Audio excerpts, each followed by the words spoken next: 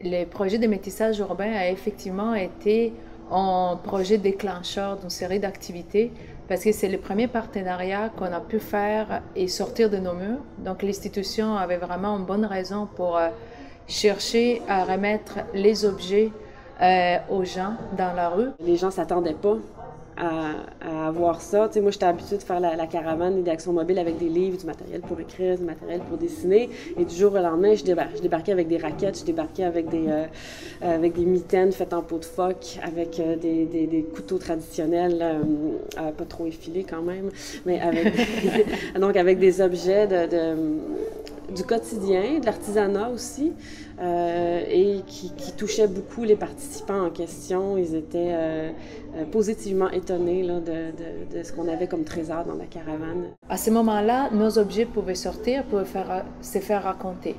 C'est une collection, il faut dire, qui est un peu moins documentée aussi.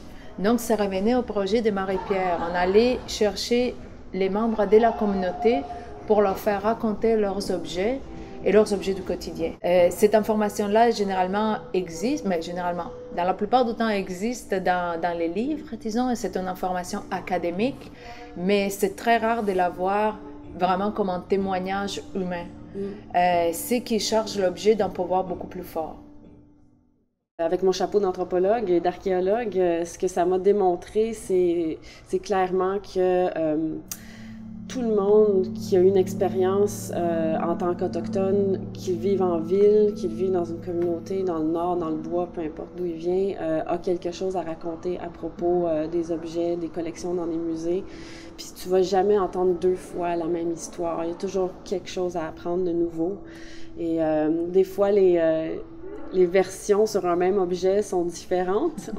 Ils peuvent être vus comme étant conflictuelles, dans le sens qu'elles se contredisent, mais moi j'ai appris à voir ça en complémentarité parce que quand on faisait nos discussions de groupe, disons, autour d'un objet au Centre d'amitié autochtone, puis que plusieurs avaient une version différente, j'observais comment chacun s'écoutait parler, mais chacun respectait sa version. Ben, ils sont une bonne ressource pour ça. Donc, c'était le but, c'était vraiment de démanteler les préjugés envers eux, là. C'était clairement ça. Et je pense qu'avec le vidéo qui circule sur Internet, le savoir partager, je pense que ça continue de faire son petit bonhomme de chemin toujours.